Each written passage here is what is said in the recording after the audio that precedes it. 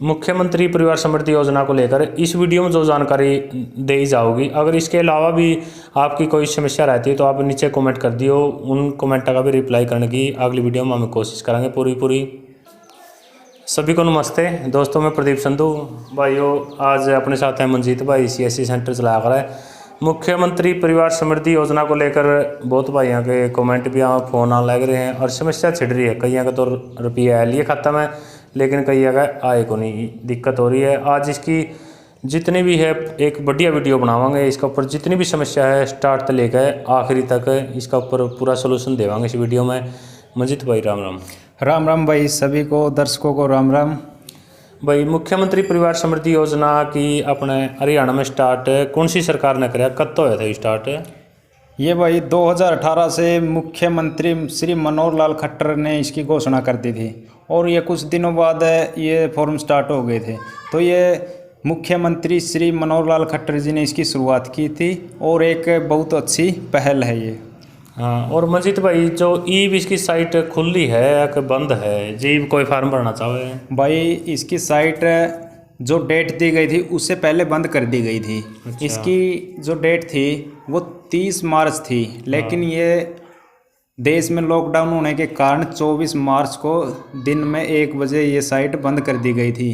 तो इसके कारण ये अभी साइट आगे खुलेगी, चिंता न करें। जो रह गए हैं उसके लिए साइट दोबारा खोली जाएगी, आप घबराए नहीं। जिसका फॉर्म रह जाता है, जो एलिजिबल है, जो भरने योग्य है, तो वो अपना फॉर्म कुछ दिनों बाद साइट खुलेगी, वो फिर भर सकते हैं। हाँ, और जो यह मुख्यमंत्री परिवार समृद्धि योजना है, इसका फ़ायदा कौन कौन ले इसका है कि कौन फ़ायदा ले इसका? इसकी कुछ कंडीशन दी गई थी, जैसे इसका पूरा नोटिफिकेशन है वो आपको एक बार पढ़ना ज़रूरी है, या फिर मैं आपको बता देता हूँ। जैसे इसमें आपकी परिवार की इनकम है 1,80,000 रुपये से कम होनी चाहिए, या फिर आपकी 1,80,000 भी हो सकती है, या उससे कम, उससे ज़्यादा नहीं होगी। या फिर आपके परिवार में सरकारी नौकरी नहीं होनी चाहिए। सरकारी नौकरी वाले का भी नहीं बनेगा। तो इसमें कुछ ज़मीन भी दी गई है, जिसकी 5 एकड़ है या उससे कम है, ये फॉर्म अप्लाई कर सकते हैं। अच्छा। 5 एकड़ से ज़्यादा वाला अप्लाई नहीं कर सकता है। और इसमें कुछ और भी कंडीशन रखी गई थी कि बीमे और पेंशन होना चाहिए। तो ये बीमे और पेंशन क्या होते हैं वही बता देता हूँ। आपके 2 बीमे इसमें लगते हैं। पहला है प्रधानमंत्री जीवन ज्योति बीमा योजना और एक है सुरक्षा बीमा योजना, प्रधानमंत्री सुरक्षा बीमा योजना। एक 330 का बनता है ये जो जीवन ज्योति बीमा है, और एक 12 रुपये का बनता है जो ये सुरक्षा बीमा है। तो ये दोनों ही आपको बीमे करवाने ज़रूरी है। और एक आपकी पेंशन कई ये सोचते हैं कि बुढ़ापा पेंशन है या कोई और है, ये पेंशन नहीं है, ये आपकी मानधन पेंशन है। तो ये प्रधानमंत्री श्रम योगी मानधन है, या फिर आपकी फार्मर किसान वाली पेंशन है, या और भी 1-2 जैसे ये लघु उद्योग वाली पेंशन है। तो इसमें ये लगती है। और ये आपको पेंशन कब मिलेगी, इसका लाभ आप 60 वर्ष के बाद ले सकते हैं। तो ये पेंशन का लाभ 60 वर्ष के बाद ले सकते हैं। और कुछ भाई ये कमेंट थे कि इसका लाभ जैसे पेंशन, ये पेंशन लेंगे तो बुढ़ापा पेंशन इससे भी ज़्यादा हो जाएगी। तो बुढ़ापा पेंशन भी आपको साथ में मिलेगी। ये नोटिस डाला गया था साथ में ही कि जो ये पेंशन भी ले सकते हैं और ये जो बुढ़ापा पेंशन वो भी साथ में ले सकते हैं। कोई भी सामाजिक कल्याण विभाग द्वारा जो पेंशन दी जा रही है वो भी आप साथ में ले सकते हैं, कोई भी पेंशन हो। और ये अलग से पेंशन है, ये आपको 3,000 रुपये पर मंथ 60 साल के बाद मिलेगी। अच्छा, और जो ये मुख्यमंत्री परिवार समृद्धि योजना है, इसमें परिवार के कितने सदस्यों को लाभ मिलेगा? जैसे एक परिवार में 6 सदस्य हैं तो किसको खाते में रुपये आएंगे? जो हेड ऑफ फैमिली है उसी के खाते में ये पैसे आएंगे। तो लगभग आप ये सोच रहे होंगे कि हमें सभी को 6,000 रुपये नहीं, एक को 6,000 रुपये मिलेंगे। ये हेड ऑफ फैमिली है जो उसके खाते में 6,000 रुपये डाले जाएंगे। और जो ये बीमा वगैरह के कटेंगे, जो जैसे पेंशन हो गई, तो इनके भी आपके काट लिए जाएंगे, वहीं से काट लिए जाएंगे। और जो बेनिफिशियरी अकाउंट है, जैसे हेड ऑफ फैमिली है, उसके अकाउंट में पैसे भेज दिए जाएंगे। और अब तक कितनी किस्तें आ चुकी हैं लगभग? इसकी 2 किस्तें आ चुकी है। इसके टोटल 4,000 रुपये आ चुके हैं। और उसमें से जो पेंशन बीमे वगैरह कट के इसमें बाकी लोगों को मिल चुके हैं। बहुत कम लोगों को मिले हैं, लेकिन अभी जो फार्म था ये वेरीफाई कर दिया गया। अभी आज या कल में इसकी पेमेंट है वो डाल दी जाएगी। अच्छा, और जो जिसको ये पैसे नहीं मिल रहे उनको क्या समस्या है? समस्या बहुत कुछ है इसमें। समस्या किसी ने मानधन का कार्ड नहीं बनवाया, किसी ने बीमे नहीं करवाए हैं, तो ये समस्या कई प्रकार की चल रही है इसमें। तो ये भी समस्या है। जो जैसे CSC वैली के पास ये फॉर्म अटका हुआ है, तो वहाँ आप एक बार चेक करवा सकते हैं। वहाँ से चेक करवाने के बाद आप अपना स्टेटस चेक कर सकते हैं, या फिर आपके पास मैसेज भी पहुँच रहा होगा, या आप अपना स्टेटस चेक करवा सकते हैं। और कई भाइयों के पास SMS आए हैं, भाई आपका आधार नंबर गलत है, वो क्या करें अब? जिसके पास ये मैसेज पहुंच रहा है कि आपका आधार नंबर गलत पाया गया है, तो वो अपना आधार कार्ड है वो CSC वैली के पास ले जाए। आधार नंबर अभी ठीक नहीं होगा, लेकिन अगर नाम वगैरह में कोई गलती है, जैसे ऑथेंटिकेशन में कोई गलती है, तो वो ठीक हो सकता है। तो दो प्रकार के से फॉर्म अटके हुए हैं। एक है पहला फेल्ड, ये आधार से रिलेटेड है, तो फेल्ड ड्यू ऑथेंटिकेशन। ऑथेंटिकेशन ये होता है आधार से रिलेटेड, जैसे आपका नाम वगैरह, डेट ऑफ बर्थ वगैरह, ये सब कुछ मैच होने के बाद ऑथेंटिकेशन होता है आधार से। तो इसमें आधार का जैसे नाम और फर्स्ट नेम और लास्ट नेम यही दिया गया है आधार कार्ड से रिलेटेड। तो इसमें अगर ये आपका गलत है तो ये आप ठीक करवा सकते हैं CSC के पास से। और जैसे किसी ने कैपिटल लेटर या स्मॉल लेटर, इसमें भी डिफरेंस बताया गया है। जिसने चेंज हो चुकी है। हाँ, जिसने स्मॉल लेटर में डाला, जैसे छोटे ABCD बोल देते हैं जिसको, अगर उसमें किसी ने फॉर्म भरा है तो उसका भी होल्ड पर है, क्योंकि इसमें कैपिटल लेटर में फॉर्म भरना था, जो नाम वगैरह हो कैपिटल लेटर में देना था। और एक बात और, लास्ट नेम और जो आपका फर्स्ट नेम है ये इकट्ठे डाल दिए हैं। तो पहले फर्स्ट नेम और उसके बाद लास्ट नेम डालना था, तो इकट्ठे डालने के बाद ये आपका फॉर्म सक्सेसफुली सबमिट हो जाएगा। लेकिन ये अलग अलग डालना ज़रूरी है, और इकट्ठा डालोगे तो फॉर्म आपका होल्ड पर आ जाएगा। और एक है जैसे फेल्ड वाला था ये, और दूसरा है ड्यू होल्ड।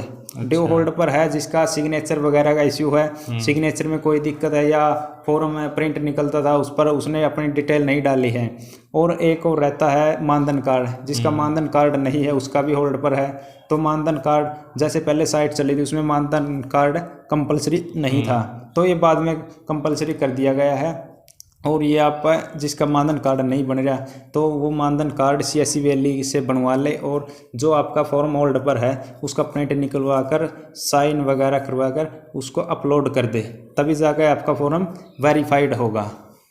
और जो अभी पैसे डाले जा रहे हैं वो एक जांच के बाद डाले जा रहे हैं, वैसे ही डाल रही है सरकार? नहीं, ये पैसे अभी जो डाले जा रहे हैं ये इमरजेंसी के लिए है। जो ये कोविड-19 का, अभी कोरोना वायरस का ट्रेंड चला हुआ है, बीमारी चल रही, महामारी चल रही है, तो इस जो घर पर बैठे हैं, कमाने वाले घर पर बैठे हैं, तो उसकी सहायता के लिए पैसे पहुंचाए जा रहे हैं। तो इसकी मुझे लगता है इसकी जांच बाद में जांच होगी, जैसे किसी भी डिपार्टमेंट के माध्यम से हो सकती है, सेक्रेटरी वगैरह या फिर पटवारी इसकी जांच करेगा। अगर कोई एलिजिबल है उसको भी मिलेगा, अगर कोई जिसका मान लीजिए ज़्यादा जुगाड़ है तो उसको नहीं मिलेगा, उसका फिर बाद में रिजेक्ट कर दिया जाएगा। शर्तों को पूरा नहीं करता लेकिन फार्म भर दिया और पैसे मिल रहे हैं, तो पैसे दिक्कत हो उसका। हाँ, ये अभी इमरजेंसी के लिए पैसे डाल रहे हैं, लेकिन बाद में इसकी जांच होगी। मेरा मानना तो यही है कि इसके बाद में वेरीफाई हो गई है। अभी तो इसमें लगभग 12,76,000 के आसपास फार्म है, तो ये बाद में जांच होगी। जांच होने के बाद बहुत से ऐसे लोग मिलेंगे जिसका ज़्यादा किले भी है या फिर सरकारी नौकरी भी है, नियम और शर्तों को पूरा नहीं करता, पूरा नहीं कर रहे हैं, भर दिया तो दिक्कत हो उसको दिक्कत हो सकती है। और जो मुख्यमंत्री परिवार समृद्धि योजना, जो भाई इन फार्म भरना रह गया था, ये फार्म भरना चाहो है तो यह साइट खोलने के आसार कब तक हैं? साइट तो मेरे हिसाब से तो लॉकडाउन के बाद ही खुलेगी, क्योंकि अभी लॉकडाउन में तो ये साइट खोल नहीं सकते, क्योंकि लोगों की फिर भीड़ इकट्ठी हो जाएगी।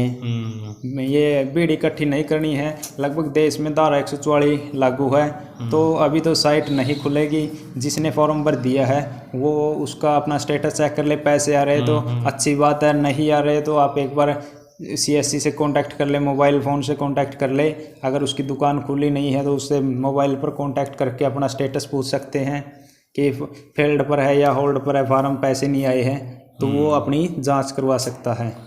और ये मुख्यमंत्री परिवार समृद्धि योजना है, इसकी जो समय अवधि है कब तक चलने का सार है? जैसे भाई खट्टर सरकार का तो उसके आगे ये कार्यकाल पूरा हो जाए तो इसके आगे भी चलेगी या आने वाले टाइम में?